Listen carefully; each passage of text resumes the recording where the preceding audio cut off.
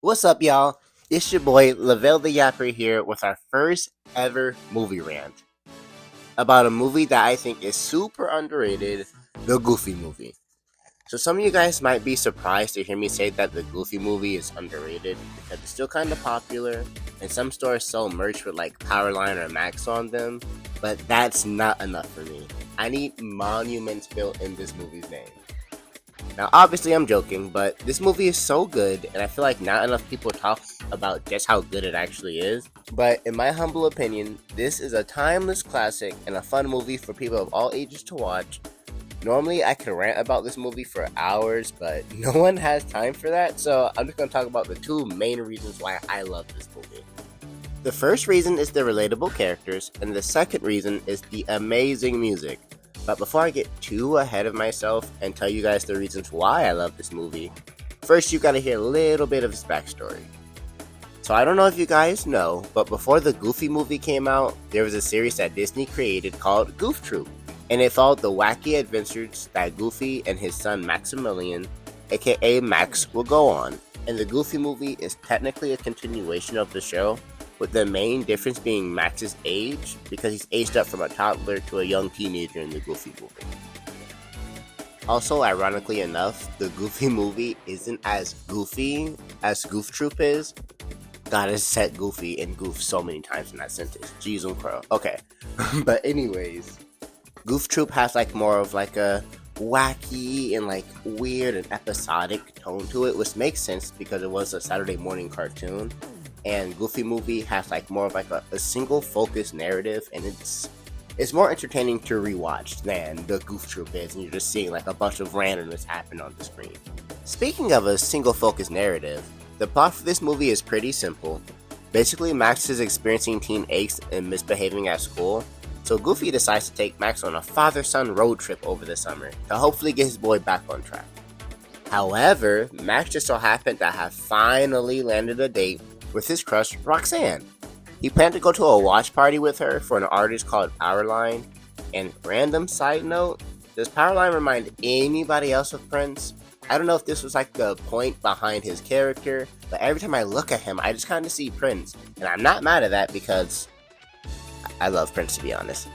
But anyways, going on the trip means he can't go to the date. And rather than being honest about why he can't go, he lies to Roxanne and tells her that he's going to the Powerline concert. Antics ensue. Max lies to Goofy to try and trick him into taking him to the concert. Then later he apologizes, all is forgiven, and they end up performing on stage with Powerline. His crush sees him perform and all ends well. This was obviously an abridged version of what happens in the movie, but I'm assuming that we've all seen it. Overall, it's not a complicated story, but what makes it really compelling are the relatable characters and the music. The story mostly focuses on the two main characters, that being Goofy and Max.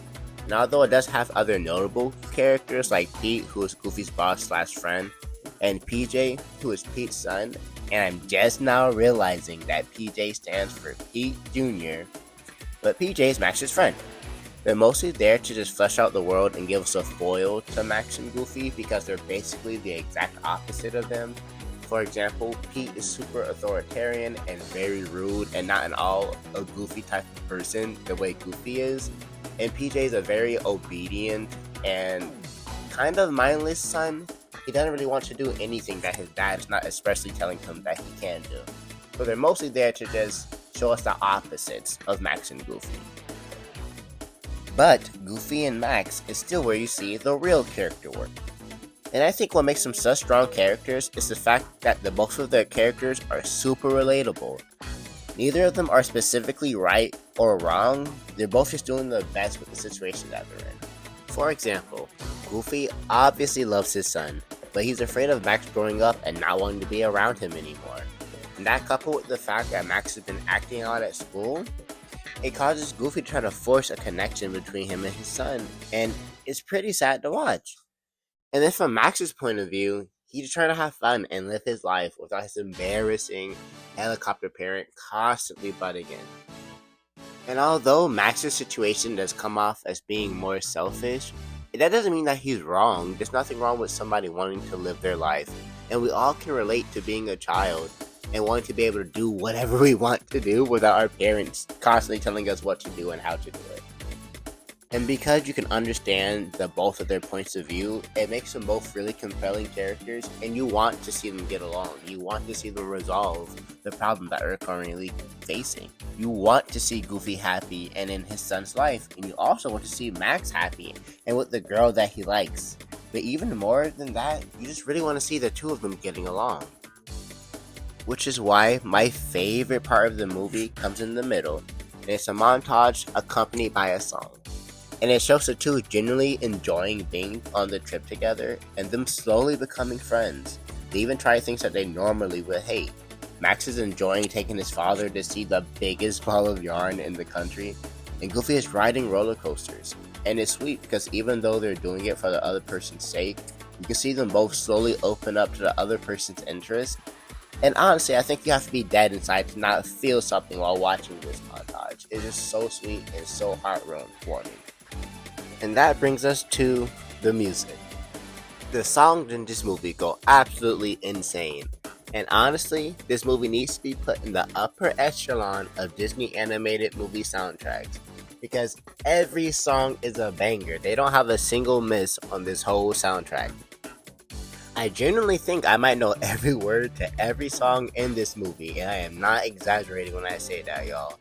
My personal favorite is Stand Out, and I honestly think it's a better song than Eye to Eye because, number one, the choreography goes absolutely stupid. Like, Max is going crazy up there on that stage. He's moonwalking and popping and locking, and he is rizzing up Roxanne while doing it. Bro is leaning all up in her face, got her blushing, and he has the entirety of the school cheering him on while he's trying to rizz up the girl he likes, and then it ends up working. That is so cool. It's just also from a movie standpoint and from a song standpoint to see bro moonwalking while singing is so awesome. And the song Nobody Else But You still tugged at my heartstrings to this day because of how moving it is. And although there aren't a huge amount of songs in this movie, all of the songs serve to build the characters and to build the environment so well that it feels like there's more music than there actually is. The songs are so good that they didn't even need to put them in a movie. They probably could just release these songs just normally, and people will still love them because of how classic they are. They just make you feel good to listen to. Overall, this is just a solid, timeless movie. I think you could show this movie to anyone at any point and they'd love it. The relationship between Max and Goofy is adorable and it builds organically, and then you want to see it build. You want to see them just enjoy being around one another. Plus, the banger tracks keep the movie moving along really nicely without it feeling too long or tedious or annoying because there's constantly songs playing. It's just fun. It's just enjoyable. That's the best way you can describe the movie because you can put it on, kick back, and just have fun. It's not a blockbuster and it doesn't feature anything too special plot-wise. It's a trope that we've seen done countless times before, and we're going to see done countless times again.